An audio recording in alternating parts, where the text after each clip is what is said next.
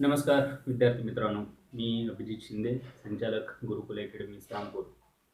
आज आपल्याशी 10वी आणि 12वी नंतर कोणकोणत्या करिअरच्या संधी आहेत आपल्याला, त्या संदर्भामध्ये चर्चा करण्यासाठी आपल्यासमोर आलेलो आहे. तर सुरुवातीला मी म्हणेन की कोणतं करिअर निवडायचं आहे, कोणता कोर्स निवडायचा आहे, त्याच्या आधी आपला इंटरेस्ट की कुठल्या क्षेत्रामध्ये तुम्हाला आवड आहे. जे जसे की कुणाला पर्यटनामध्ये आवड असते, की फिरण्यामध्ये आवड आहे. तर त्याला त्या मधील करिअरच्या संधी उपलब्ध असतात. काही लोकांना जे आहे ते फूड इंडस्ट्रीमधील इंटरेस्ट असतो. काही लोकांना जो आहे तो ऑटोमोबाईलमधील असेल किंवा कुठल्याही कृषीमधील असेल. तर पहिल्यांदा आपल्याला कोणत्या क्षेत्रामध्ये आवड आहे ते पहिल्यांदा शोधा आणि त्यानंतर कुठल्या कोर्सला जायचं आहे त्यावरती तुम्ही फोकस करू शकता. त्यानंतर महत्त्वाचा जो भाग आहे तो स्वॉट ॲनालिसिस. जे मी नेहमी सांगतो मुलांना की सुरुवातीला आपल्याला करिअर निवडत असताना स्वॉट ॲनालिसिस जे आहे, S for strength, W for weaknesses, opportunities आणि टी फॉर थ्रेट्स. जे तुम्हाला तुमच्या स्ट्रेंथ कोणत्या कोणत्या आहेत सुरुवातीला, की तुम्ही तुमच्या जमेच्या गोष्टी कुठल्या आहेत, की तुम्ही कशामध्ये स्ट्रॉंग आहात, तुमचं कम्युनिकेशन कसं आहे, तुमचं प्रेझेंटेशन कसं आहे, तुम्हाला जसं म्हटलं तसं की इंटरेस्ट कुठल्या गोष्टीमध्ये किंवा कुठल्या क्षेत्रामध्ये काम करायला आवडेल, हे सगळे किंवा स्ट्रेंथ तुमच्या ज्या आहेत त्या गोष्टींवरती तुम्ही अभ्यास करा. ते तुम्ही तुमच्या मित्रांकडून किंवा तुम्हाला जे ओळखणारे लोक आहेत, गुरुजन असतील, त्यांच्याकडूनही तुम्ही तुमच्या स्ट्रेंथ जे आहे ते जाणून घेऊ शकता. विकनेसेस आहेत की तुम्ही कुठल्या क्षेत्रामध्ये थोडंसं कमी पडताय.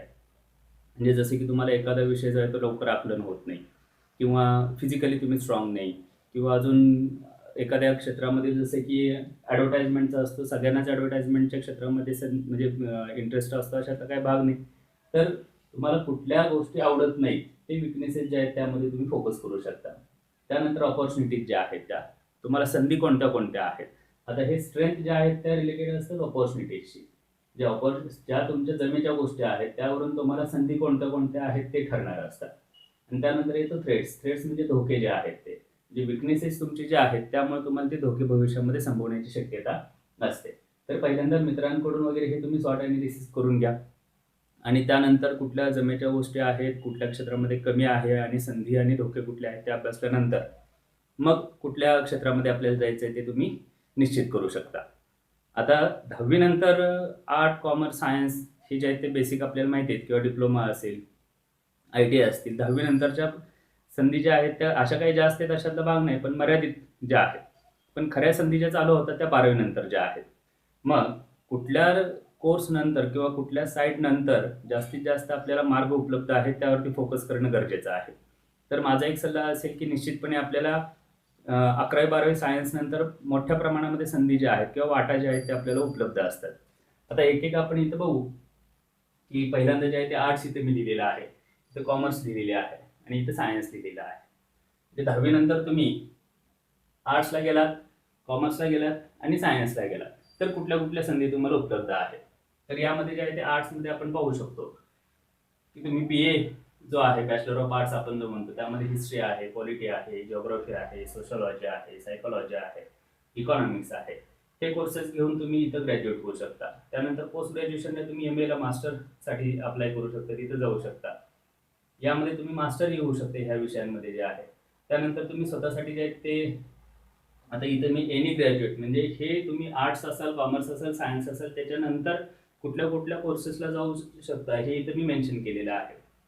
तर याच्यानंतर तुम्ही BPED असेल म्हणजे फिजिकल एज्युकेशन डायरेक्टर असतील, DED असेल, BED असेल, BBA असेल, MBA असेल, ते भरपूर कोर्सेस जे आहेत. पण मुख्यत्वे करून इथे जे आहे ते टीचिंगमध्ये तुम्हाला जर का आवड असेल तर तुम्ही इथं TIT सारखे एक्झाम असतात, टीचर ॲप्टिट्यूड टेस्ट जे आहेत त्या देऊन तुम्ही जिल्हा परिषदेच्या शाळा असतील, नगरपालिका असतील, महानगरपालिका असतील, त्यांच्या शाळांमध्ये तुम्हाला इथे जॉब उपलब्ध होऊ शकतात. ग्रॅज्युएशन लेवलवरती म्हणजे 12वी नंतरचे जे आपण म्हणतो की कॉलेज जे आहे तिथे तुम्हाला प्रोफेसर म्हणून जॉब मिळू शकतात किंवा तुम्ही प्रायव्हेट ट्युशन जे आहेत, कारण आत्ताच्या काळामध्ये तुम्ही जर का पाहिलं तर प्रायव्हेट ट्युशन जे आहेत ते म्हणजे कुठलाही असा विद्यार्थी नसतो, म्हणजे आता आपण म्हटलं की 5वी ते 10वी पर्यंत जे आहे ते सायन्स असेल, इंग्लिश असेल, तर ह्या काही ना काही किंवा गणित असेल, तर ह्या विषयांसाठी मुलं जे आहेत ते बाहेर प्रायव्हेट ट्युशन जे आहे ते घेत असतात. तर त्यामध्येही तुम्हाला संधी जी आहे ती इथं मोठ्या प्रमाणामध्ये उपलब्ध आहे. आता त्यानंतर दुसरा जो घटक आहे कॉमर्स साईड जे आहे. आता मी जास्त यावरती बोलणार नाही, मला महत्त्वाचं जे आहे ते सायन्स नंतरच्या ज्या संधी आहेत त्यावरती मी मेन फोकस करणार आहे.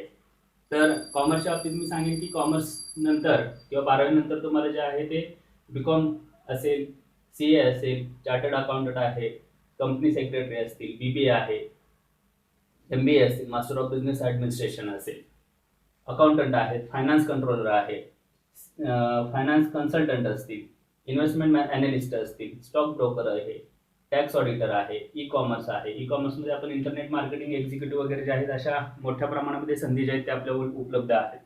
कारण आत्ताच्या काळामध्ये जर का पाहिलं तुम्ही तर असा कुठलंही क्षेत्र असत नाही की जिथं की अर्थव्यवस्था रिलेटेड घटना ज्या आहेत किंवा गोष्टी ज्या आहेत त्या घडत नाहीत.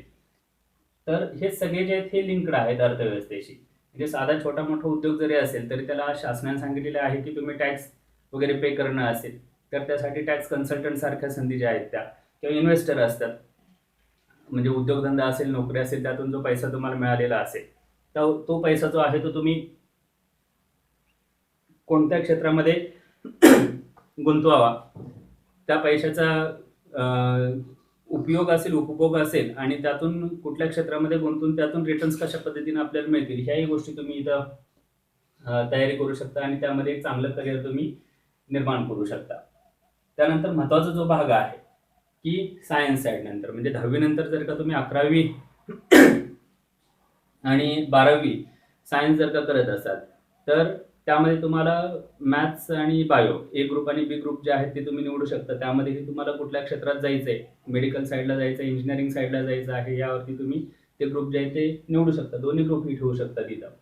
तर यामध्ये महत्त्वाचं जे आहे ते 12वी सायन्स झाल्यानंतर बेसिक गोष्टी ज्या आहेत की BSc असेल, BSc मध्ये तुम्हाला फिजिक्स असेल, केमिस्ट्री असेल, बायोलॉजी असेल, मॅथ्स असेल, ॲग्री आहे, कम्प्युटर आहे, यामध्ये तुम्ही बॅचलर ऑफ सायन्स जे आहे किंवा ग्रॅज्युएट जे आहे ती इथं होऊ शकता. त्यानंतर मास्टर कोर्ससाठी तुम्ही याच विषयामध्ये मास्टरही बनू शकता. त्यानंतर B फार्मसी असेल, M फार्मा असेल. आत्ताचं युग जे आहे ते आपण बघतोय की मोठ्या प्रमाणामध्ये औषध कंपन्या असतील किंवा मोठमोठ्या इंडस्ट्रीमध्ये जे आहेत ते औषध निर्माण करण्यासाठी जे आहेत ते लोकांची गरज जी आहे किंवा केमिकल रिलेटेड लोकांची कमतरता जी आहे, म्हणजे मोठं फील्ड एक आहे की इथं फार्मास्युटिकल इंडस्ट्री जी आहे तिथं मोठ्या संधी तुम्हाला उपलब्ध होऊ शकतात. मग MEM आहे, एन्व्हायरमेंटल मॅनेजमेंट जो कोर्स आहे. तर तुम्हाला जर का पर्यावरणाशी रिलेटेड जर का गोष्टींमध्ये इंटरेस्ट असेल की हवा प्रदूषण आहे, पाणी प्रदूषण आहे, जलप्रदूषण किंवा आता मोठ्या प्रमाणामध्ये जे आजार वगैरे पसरत आहेत, कुठल्याही गोष्टी असतील तर त्यासाठी तुम्हाला स्वच्छता किंवा त्या क्षेत्राशी रिलेटेड जर का आवड असेल तर तुम्ही हा कोर्स जो आहे तो निवडू शकता. इकॉलॉजी असेल, एन्व्हायरमेंटल असतील गोष्टी. त्यानंतर शुगर टेक आहे, अल्कोहोल टेक आहे. म्हणजे ग्रामीण भागामध्ये आपण बघतो की भारत जो आहे तो कृषीप्रधान देश आहे. तर त्यामध्ये जवळजवळ 50-55% लोकसंख्या जी आहे ती ग्रामीण भागामध्ये राहते. त्यांचा मुख्य उद्योग जो आहे तो कृषी उद्योग आहे. तर त्यामध्ये आपल्याला माहिती आहे की ऊसाचं उत्पादन घेतलं जातं. तर त्या ऊसाच्या उत्पादनामध्ये मोठ्या मोठ्या शुगर फॅक्टरीज ज्या आहेत त्या आपल्या देशामध्ये जे आहेत ते वेगवेगळ्या राज्यामध्ये निर्माण करण्यात आलेले आहेत. तर तिथं तुम्हाला शुगर टेक सारखे कोर्स कंप्लीट करून चांगल्या रोजगाराच्या संधी ज्या आहेत ते उपलब्ध होऊ शकतात. अल्कोहोल टेक आहे, म्हणजे लिकर्स असतील, बिवरेजेस असतील, तर आपण म्हणतो की मद्य निर्मिती करणाऱ्या ज्या कंपन्या आहेत तर त्याही क्षेत्रामध्ये तुम्हाला एक चांगली संधी तिथे उपलब्ध होऊ शकते. त्यानंतर BCA आहे, बॅचलर ऑफ कम्प्युटर ॲडमिनिस्ट्रेशन जे आहे. तर याच्यामध्ये सुद्धा तुम्ही भविष्यामध्ये IT कंपन्या असतील, सॉफ्टवेअर इंडस्ट्रीज असतील, त्यामध्येही तुम्हाला जॉब जे आहे तिथं मिळू शकतात. सायंटिस्ट आहेत, तुम्हाला जर का संशोधनाची आवड असेल, तुम्हाला जर का नवीन नवीन गोष्टी निर्माण करण्यामध्ये जर का इंटरेस्ट असेल तर थोडंसं आउट ऑफ ट्रॅक जाऊन जर का तुम्ही काम करत असाल, तसा स्वभाव असेल तर तुम्ही इथं नक्की सायंटिस्ट म्हणून हे चांगल्या पद्धतीनं आपलं करिअर निर्माण करू शकता. फूड टेक्नॉलॉजी आहे, म्हणजे माणसाच्या बेसिक गरजा आपण म्हणतो की अन्न, वस्त्र, निवारा. माणूस वस्त्र जे आहे ते वर्षातून 1-2 वेळा घेत असेल. निवारा जो आहे तो आयुष्यामध्ये एकदाच निर्माण करत असेल, घर जे आहे ते. पण फूड जे आहे ते रोजच्या रोज त्याला 2 वेळा लागणार आहे तिथं. त्यामुळे त्यामध्ये असणाऱ्या ज्या संधी आहेत, मग त्यामध्ये प्रक्रिया उद्योग असतील, उत्पादन उद्योग असतील, पॅकेजिंग असेल, मोठी चेन तिथे जी आहे ती तुम्हाला फूड टेक्नॉलॉजीमध्ये उपलब्ध आहे. तिथेही तुम्ही करिअर चांगल्या पद्धतीने निर्माण करू शकता. आता यामध्ये BSc मध्ये जर का मगाशी मी म्हटलं तसं की केमिस्ट्री असेल, फिजिक्स असेल, तर यामध्ये परत अजून सब क्षेत्र जे आहेत तुम्हाला इथं दिसू शकतात, की जसं की आता आपण जर म्हटलं की ॲग्रिकल्चरल आहे, तर त्यामध्ये सॉईल चा अभ्यास करणं असेल, पिकांचा अभ्यास करणं असेल, रोग असतील, कीटकनाशकं असतील, म्हणजे मोठ्या प्रमाणात किंवा अवजारं निर्मिती करणं असेल कृषी क्षेत्राची, तर ॲग्रीमध्ये ह्या बाकीच्या स्ट्रीम जे आहेत ते तुम्हाला तिथं सुद्धा स्पेशलायझेशन जे आहे ते तुम्ही तिथं करू शकता. त्यानंतर सगळ्यात महत्त्वाचा जो भाग आहे की लोकांना नेहमी ज्याचं अट्रॅक्शन राहिलेलं आहे की तो आहे मेडिकल आणि इंजिनिअरिंग जे आहे. तर पहिल्यांदा मी मेडिकलच्या बाबतीत सांगतो की ज्यासाठी शासनाने आपल्याला सांगितलेलं आहे की नीट सारख्या एक्झाम ज्या आहेत किंवा MST CET सारख्या महाराष्ट्र शासनाच्या ज्या एक्झाम आहेत त्या तुम्ही 12वी नंतर दिल्यानंतर ऑब्जेक्टिव्ह टाईपमध्ये ह्या एक्झाम ज्या आहेत त्या कंडक्ट केल्या जातात. त्यामधून तुम्ही मेडिकल क्षेत्रामध्ये प्रवेश जे आहे ते वेगवेगळ्या पोस्टला मिळवू शकतात, जसे की MBBS असेल, BDS असेल, MDS असेल, डेंटिस्ट आपण जे म्हणतो, त्यानंतर BAMS आहे, BHMS आहे, नर्सिंग आहे, DMLT आहे, रक्तलघवी तपासणी वगैरे हे जे कोर्सेस आहेत किंवा नर्सिंग सारखे आता बघतोय आपण की कोरोनासारख्या आजारामध्ये मोठ्या प्रमाणामध्ये हीच लोक आपल्याला तिथे दिसते. तर एक चांगली करिअरची संधी जी आहे, म्हणजे तुम्हाला जर का समाजसेवा करण्याची जर का खरोखर मनापासून भावना असेल तर एक चांगलं क्षेत्र तुम्हाला इथं उपलब्ध आहे. तर यासाठी ह्या एंट्रन्स ज्या आहेत त्या देऊन तुम्ही या क्षेत्रामध्ये करिअर करू शकता. त्यानंतर सगळ्यात महत्त्वाचा जो भाग आहे तो इंजिनिअरिंगच्या ज्या शाखा आहेत, म्हणजे इथे जे आहेत ते आपण JEE असतील, त्यानंतर CET असेल, MST CET महाराष्ट्र शासनाचे जे आहे ते याच्या माध्यमातून तुम्ही इंजिनिअरिंगसाठी जे आहेत ते ॲडमिशन घेऊ शकता. आता इंजिनिअरिंगसाठी ॲडमिशन घेत असताना त्यामध्ये कुठले कुठले कोर्सेस आहेत महत्त्वाचे, तर पहिल्यांदा मी म्हणेन की इंडस्ट्रियल, पेट्रोलियम. इंडस्ट्रियल म्हणजे काय की मोठ्या मोठ्या इंडस्ट्रीज. आता जर का तुम्ही डोळे उघडे ठेवले आणि आसपास जर का गोष्टींचं निरीक्षण केलं तर तुम्हाला नक्की ह्या सगळ्या स्ट्रीम ज्या आहेत त्या दिसून येतील, जसे की छोटे मोठे कारखाने असतील, मोठे उद्योगधंदे असतील. तर त्यामध्ये इंडस्ट्रियल इंजिनिअरिंग ज्यांनी कोर्स केलेले आहेत त्यांना एक मोठ्या संधी तिथं उपलब्ध आहेत. त्यानंतर मी म्हणेन की पेट्रोलियम इंडस्ट्रीज ज्या आहेत, पेट्रोलियम इंडस्ट्रीजमध्ये तुम्हाला तेल उत्खनन वगैरे जे आहे, मग आपल्या देशामध्ये पण मोठ्या प्रमाणामध्ये संधी आहेत किंवा अरब कंट्रीज वगैरे जे आहेत तिथेही मोठ्या प्रमाणामध्ये तुम्हाला पेट्रोलियम इंजिनिअरिंग केल्यानंतर एक चांगल्या संधी उपलब्ध होऊ शकतात. जिओलॉजिकल आहे, म्हणजे ज्यांना भूगर्भशास्त्राबद्दल इंटरेस्ट असेल त्यांनी या क्षेत्रामध्ये इंजिनिअरिंग करून आपलं करिअर जे आहे ते करू शकता. न्यूक्लिअर इंजिनिअरिंग आहे, जसे की आपण म्हणतो की अणू किंवा अणुऊर्जा वगैरे जे आहे, तर आताच्या काळामध्ये जे आहे ते बरंचसं जग जे आहे की अणुऊर्जामध्ये क्षेत्रामध्ये सक्षम झाल्यानंतर, कारण सगळ्यात कमी पैशामध्ये मॅक्सिमम ऊर्जा निर्माण करता येणारं जे क्षेत्र आहे की न्यूक्लिअर एनर्जी जे आपण म्हणतो, तर त्यामध्येही खूप चांगलं काम करण्यासाठी तुम्हाला इथं संधी उपलब्ध असतात. मरीन इंजिनिअरिंग आहे, म्हणजे जर का तुम्हाला जेटी म्हणू आपण किंवा मत्स्योत्पादन वगैरे जे क्षेत्र असतील, नौका असतील, तर ह्या क्षेत्राशी रिलेटेड जर का इंटरेस्ट असेल तर तुम्ही मरीन इंजिनिअरिंगला जाऊ शकता. त्यानंतर इथं साऊंड इंजिनिअरिंग मी म्हणेन की आता आपण बघतो की बऱ्याच वेळेला म्युझिक असेल हे आपण ऐकत असतो, पण वेगवेगळ्या पद्धती 3D आहे, 4D, 5D, 7D, म्हणजे वेगवेगळ्या पद्धतीचे ध्वनी जे आहेत ते आपण ऐकत असतो. म्हणजे गाणी ऐकत असाल किंवा पिक्चर बघत असाल, स्पोर्ट्स रिलेटेड ऐकत असाल, तर त्यामधील ज्या किंवा आत्ता तुम्ही जे ऐकताय हे सुद्धा साऊंड इंजिनिअरिंगचाच भाग आहे. मेकॅनिकल आहे, एक मोठा म्हणजे आवड असलेली शाखा जी आपण म्हणतो की मोठ्या मोठ्या प्रत्येक इंडस्ट्रीमध्ये जे आहे, जे ऑटोमोबाईल असेल किंवा मॅन्युफॅक्चरिंग इंडस्ट्रीज असतील, तिथे जे आहे ते तुम्हाला मेकॅनिकल इंजिनिअरिंग केल्यानंतर चांगल्या जॉबच्या संधी मिळू शकतात. इलेक्ट्रिकल इंजिनिअरिंग आहे, जसे की आपण म्हणतो की आपल्या घरामध्ये येणारी लाईट असेल किंवा मोठे मोठे जे मॉल असतील, मोठे मोठे जे अपार्टमेंट वगैरे उभा केलेले असतील, काही असेल घरामध्ये वापरले असेल की इंडस्ट्रियल एरियामध्ये जे आहे ते तुम्हाला कनेक्शन, लाईटचे कनेक्शन असतील किंवा इलेक्ट्रिकलचा वापर करून वेगवेगळी विद्युत उपकरणं वगैरे जी चालवली जात असतील त्यामध्ये तुम्हाला इथं चांगल्या संधी आहेत. IT आणि कम्प्युटर जे आहे, इन्फॉर्मेशन टेक्नॉलॉजी आणि कम्प्युटर इंजिनिअरिंग जे आहे, त्यामध्ये परत तुम्हाला जसे की सॉफ्टवेअर इंडस्ट्रीज आपण म्हणतो की आता समजा आपल्या इथले जर एक्झाम्पल घ्यायचं झालं तर पुण्याला आपण हिंजवडी म्हणतो IT पार्क जो आहे, तर किंवा परदेशात सुद्धा खूप मोठ्या प्रमाणामध्ये तुम्हाला संधी तिथे उपलब्ध आहेत. डिग्री कंप्लीट केल्यानंतर नंतर मास्टर डिग्री करू शकता आणि त्यानंतर एक चांगलं करिअर जे आहे ते तुम्हाला तिथं खुलं होऊ शकतं.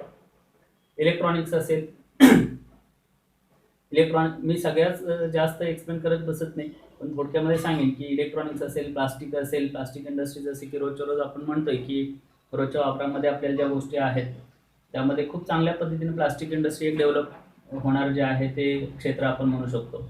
एरोनॉटिकल आहे, एरोस्पेस आहे. म्हणजे थोडक्यात सांगायचं झालं तर एरोनॉटिकल आणि एरोस्पेस आपलं जे ॲटमॉस्फिअर आहे, ॲटमॉस्फिअरच्या आतमध्ये ज्या गोष्टींचा आपण अभ्यास करतो किंवा जी साधनं आहेत, विमानं असतील, जे काही असतील, हे तुम्हाला एरोनॉटिकलमध्ये असेल. एरोस्पेस म्हणजे तुम्ही उपग्रह, ॲटमॉस्फिअरच्या बाहेरच्या गोष्टी ज्या आहेत त्याचा अभ्यास तिथे एरोस्पेसमध्ये करायला आपल्याला मिळतं.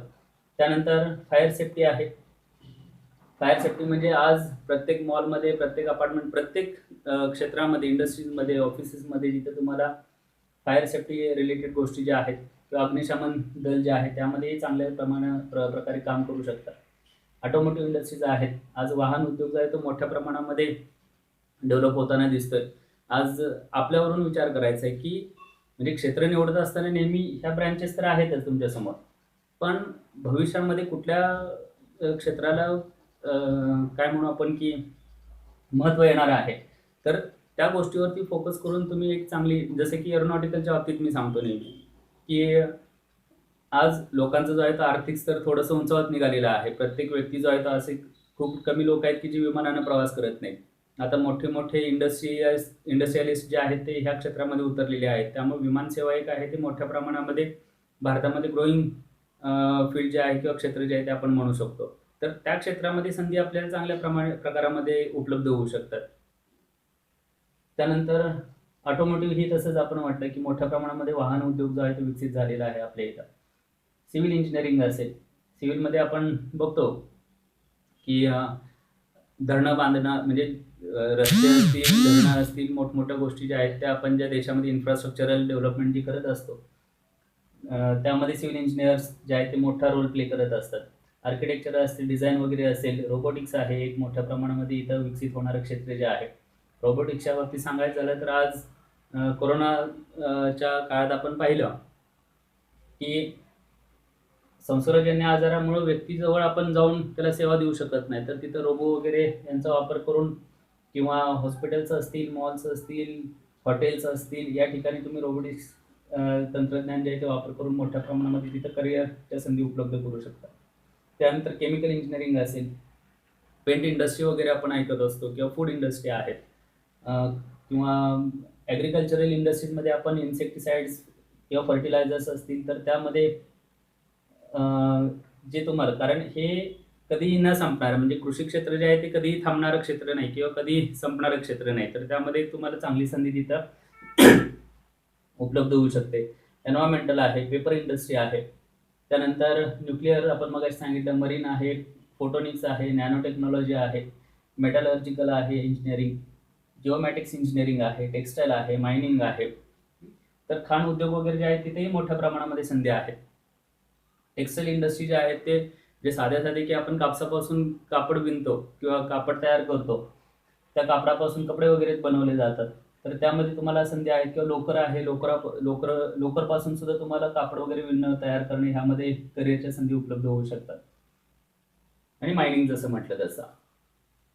त्यानंतर म्हणजे ह्या मोठ्या प्रमाणामध्ये इंजिनिअरिंग नंतरच्या संधी ज्या आहेत त्या तुम्हाला इथं उपलब्ध झालेल्या आपल्याला दिसून येतात. त्यानंतर NDA आहे, ज्यांना की आर्मी, नेव्ही, एअरफोर्स या क्षेत्रामध्ये करिअर करायचं आहे, देशाची सेवा करायची आहे, तर एक चांगलं करिअर इथं तुम्हाला उपलब्ध होऊ शकते. NDAची एक्झाम जे आहे ते 12वी नंतर एंट्रन्स जे आहे ते तुम्ही देऊ शकता. आता याचं सिलेबस वगैरे जे आहे हे मी नंतर पुढच्या व्हिडिओमध्ये वगैरे टाकेल. तर कुठल्या कुठल्या संस्था आहेत इथं, कुठल्या इन्स्टिट्यूटमध्ये तुम्हाला मार्गदर्शन मिळू शकतं, कुठली कॉलेजेस आहेत. तर आज मी सांगेन की थोडक्यात की NDA बाबतीत तुम्हाला मॅथ्स असेल किंवा इंग्लिश असेल किंवा GK असेल, म्हणजे ह्या गोष्टीशी रिलेटेड बऱ्याचशा गोष्टी जर का तुमच्या चांगल्या असतील आणि ह्या क्षेत्रामध्ये जर का काम करायचं असेल तर निश्चितपणे हे तुम्ही एंट्रन्स जे आहे ते देऊ शकतात. त्यानंतर एक महत्त्वाची गोष्ट आपण इथं बघतो की हे सगळे कोर्सेस झाल्यानंतर म्हणजे तिथं तुम्ही ग्रॅज्युएट होतात, पोस्ट ग्रॅज्युएट होतात, त्यानंतर एक एनी ग्रॅज्युएट कोर्स जो आहे, म्हणजे कुठल्याही याच्यातून तुम्ही ग्रॅज्युएशन कंप्लीट केल्यानंतर पुढं जे आहे ते तुम्ही हॉटेल मॅनेजमेंट कोर्स जे आहेत ते तुम्ही करू शकता. कारण हॉटेलिंग इंडस्ट्री जी आहे ती एक मोठ्या प्रमाणामध्ये डेव्हलप होणारी इंडस्ट्री आपण आता बघतोय. त्यानंतर न्यूज रिपोर्टर असतील. न्यूज रिपोर्टर जसे की आज मीडिया आहे मोठ्या प्रमाणामध्ये आपण बघतो की प्रिंट मीडिया आहे, ब्रॉडकास्ट मीडिया आहे, ट्रान्झिट मीडिया आहे. जे मोठ्या प्रमाणामध्ये याचा वापर करून जे आहे ते न्यूज देशामध्ये किंवा आंतरराष्ट्रीय स्तरावरती ज्या काही घटना घडत असतात त्यामध्ये म्हणजे आज आपण बातम्या बघण्याचं प्रमाण जे आहे ते लोकांचं वाढलेलं आहे. तर इथेही एक चांगल्या संधी तुम्हाला उपलब्ध होऊ शकतात. त्यानंतर अतिशय महत्त्वाचा एक भाग आहे की कॉम्पिटिटिव्ह एक्झाम्स जे आहेत जे तुम्ही ग्रॅज्युएट झाल्यानंतर UPSC असेल, MPSC असेल, स्टाफ सिलेक्शन कमिशन असेल, रेल्वे असेल, बँकिंग असेल, म्हणजे गव्हर्नमेंट जॉबबद्दल ज्यांना अट्रॅक्शन आहे ते इथं म्हणजे UPSC मधून जिल्हाधिकारी असतील, IPS असतील, IRS असतील, जे सुपर क्लास 1ची जी पदं आहेत ती UPSC मधून भरली जातात. MPSC मध्ये आपण सांगू शकतो की उपजिल्हाधिकारी असतील, तहसीलदार असतील, नायब तहसीलदार असतील, नगरपालिका मुख्याधिकारी असतील, जिल्हा परिषद डेप्युटी CEO असतील, म्हणजे बरीचशी पदं जी आहेत ती MPSC मधून क्लास 1, क्लास 2 गॅझेटेड पदं जी आहेत ती भरली जातात. तसेच सरळ सेवा वगैरे ही ऑप्शन आहे. स्टाफ सिलेक्शनच्या एक्झाम आहेत. सेंट्रल गव्हर्नमेंटच्या माध्यमातून ही पदं जी आहेत ती भरली जातात. रेल्वे आहे एक मोठं क्षेत्र की ज्यामध्ये खूप मोठ्या प्रमाणामध्ये मॅन पॉवरची आवश्यकता असते. तर रेल्वेमध्येही तुम्ही करिअर करू शकता. बँकिंग आहे. आज असं कोण व्यक्ती नाही की जिथं ज्याचं बँकेमध्ये खातं नाही, पण 10 वर्षापूर्वी 15 वर्षापूर्वी जर विचार केला तर कुटुंबामध्ये एखाद्या व्यक्तीचं बँकेमध्ये खातं असायचं. पण आज जे आहे ते बँकिंग इंडस्ट्री आणि फक्त बँका कर्ज देणं आणि पैसे जे आहेत ते घेणं एवढंच काम करत नाही. तर आज जे आहेत ते वेगवेगळ्या माध्यमातून म्हणजे म्युच्युअल फंड असतील, शेअर मार्केट असेल, तुमचे बिल पेमेंट्स असतील, तर वेगवेगळ्या क्षेत्रामध्ये बँकिंग इंडस्ट्री ज्या आहेत त्या उतरलेल्या आपल्याला दिसून येतात. त्यानंतर मीडिया आहे. जसं मगाशी मी म्हटलं की प्रिंट मीडिया असेल, ब्रॉडकास्ट मीडिया असेल, तुम्हाला जर का ॲडव्हर्टाइजमेंटमध्ये जर का आवड असेल तर तुम्ही या मीडिया क्षेत्रामध्ये हे काम चांगल्या पद्धतीने करू शकता. मास कम्युनिकेशन हे एक भाग असेल. वेगवेगळ्या तुमच्या हॉबीज असतात की मला समजा की बाबा कोण म्हणेल की मला सिंगर म्हणजे गाणं म्हणायला आवडतं, कोण म्हणेल की डान्स करायला आवडतं. त्यांच्यासाठीही मोठ्या मोठ्या संस्था ज्या आहेत पुण्यामध्ये वगैरे किंवा मोठ्या शहरांमध्ये हे कोर्सेस आणि हे सगळे जे मी कोर्सेस थोडक्यात जे सांगितले ते तुम्ही नेटवरती जर टाकलेत आणि त्याच्याबद्दल जर का इन्स्टिट्यूट कुठले आहेत सर्च केलं तर निश्चितपणे तुम्हाला तिथेही ते मटेरियल जे आहे ते उपलब्ध होऊन जाईल. इम्पोर्ट एक्सपोर्ट असेल, आयात निर्यात जे म्हणतो, आज कृषी क्षेत्र असेल, उद्योग क्षेत्र असेल, सेवा क्षेत्र असेल, प्रत्येक क्षेत्रामध्ये आपण जे आहे ते काही गोष्टी ज्या आहेत त्या परदेशातून आयात करत असतो. काही गोष्टी आपल्या इथं उत्पादित झालेल्या आपण परदेशामध्ये निर्यात करत असतो. तर हे सगळे जे आहे ते इम्पोर्ट एक्सपोर्टशी रिलेटेड तुम्हाला इथे एक चांगली संधी आहे. टुरिझम इंडस्ट्री आहे. आज मोठ्या आपण बघतो की कंपन्या ज्या आहेत त्या आज टुरिझम क्षेत्रामध्ये काम करताना दिसतात. आणि मी शेवटी सांगेन तुम्हाला की कुठलं क्षेत्र निवडत असताना नेमकं कुठल्या गोष्टींचा विचार करायचा आहे. तर त्यानंतर फॅशन डिझायनिंग असेल, एअर होस्टेस असतील, केबिन क्रू असेल, मगाशी म्हटलं तसं BPED आहे, DED आहे, BED आहे, BBA आहेत, MBA आहे. MBAच्या बाबतीत सांगायचं झालं तर खूप चांगल्या पद्धतीनं आता संधी उपलब्ध आहेत आपल्याला. MBA मध्ये आपण जे आहे ते मार्केटिंग असेल, त्यानंतर ह्युमन रिसोर्सेस आहे, IT आहे, ॲग्रिकल्चरल आहे. वेगवेगळ्या स्ट्रीम जे आहेत ते तुम्हाला इथे MBA मध्ये बघायला मिळतात. आता MBA जे आहे ते फक्त नोकरी करण्यापेक्षा मी म्हणेन की उद्योगधंदा जर का स्वतःचा डेव्हलप करायचा असेल तर निश्चितपणे तुम्ही MBA कोर्स जो आहे तो इथं घेऊ शकता. सेट एक्झाम असतील, नेट एक्झाम असतील, ज्या की मगाशी आपण म्हटलं किंवा TIT सारखे एक्झाम असतील, शिक्षक भरती संदर्भामध्ये ज्या काही एक्झाम कंडक्ट केल्या जातात तर त्याही तुम्ही देऊ शकता आणि एक चांगलं करिअर जे आहे ते तुम्हाला उपलब्ध होऊ शकतं. PhD करून सुद्धा तुम्ही डॉक्टरेट मिळून वगैरे सुद्धा तिथं संधी उपलब्ध आहेत. लॉ वगैरे करू शकता. म्हणजे जसे की क्लॅट सारख्या एक्झाम ज्या आहेत त्या कंडक्ट केल्या जातात आणि त्याच्या माध्यमातून तुम्हाला लॉसाठी जे आहे ते ॲडमिशन मिळत राहतं. त्यानंतर जर्नलिझम आहे. जसं की मगाशी म्हटलं मी की इथं न्यूज रिपोर्टर, जर्नलिझम, पत्रकारिता जे क्षेत्र आहे त्यामध्ये चांगल्या संधी आहेत. इव्हेंट मॅनेजमेंट असते. म्हणजे आज लोक जे आहेत ते